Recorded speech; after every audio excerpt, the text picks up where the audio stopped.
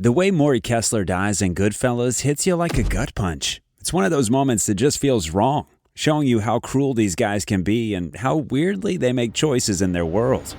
The really messed up part about Morrie's death is how it all plays out, with Jimmy Conway looking like he's had second thoughts about killing him, but then going ahead anyway.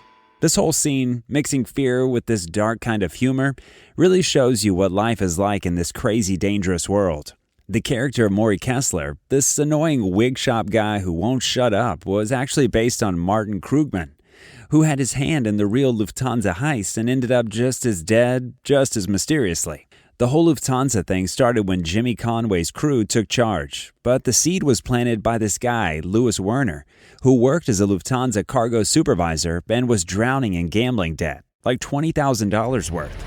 Werner went to Martin Krugman and spilled about all this untraceable cash coming in from Germany, just sitting there in the JFK vault. Krugman took this juicy bit to Henry Hill, who ran it by Jimmy Conway. Conway, who knew his way around airport jobs, put the whole thing together and walked away with $5 million, roughly $23 million today. But what should have been their big win turned into a nightmare as Conway got paranoid and started taking people out left and right. Morrie just wouldn't stop bugging them about his cut, which was supposed to be $500,000, about $2.4 million today. And that's what finally did him in.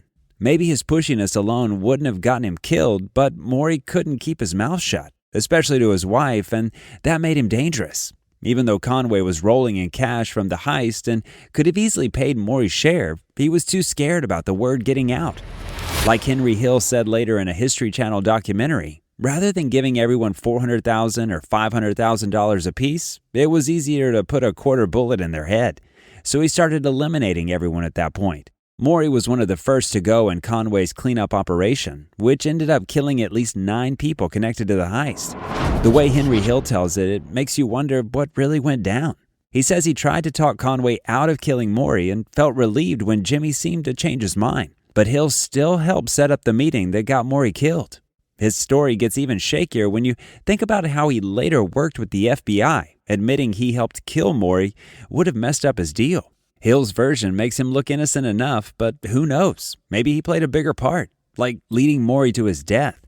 And after all, Morrie trusted Hill way more than Conway. The movie shows Tommy DeVito killing Morrie in a car, but that's not exactly how Hill said it happened. According to him, it was Angelo Sepe who did the job. This cold-blooded killer took out lots of others from the heist too. Sepe wasn't anything like the goofball Frank Carbone from the movie was, which really shows you how Hollywood softened up the real story. However it went down, Morrie's death shows you how quickly trust can vanish in the mob world, where saving your own skin matters more than loyalty. When the FBI looked into Martin Krugman's disappearance, they found some clues but never solved it. Hill hinted that Krugman might be buried at Robert's Lounge, this mob hangout in Queens. People said Berg buried lots of bodies there, but even after digging the place up, they found nothing, with no real proof either way. They just declared Krugman legally dead in 1986.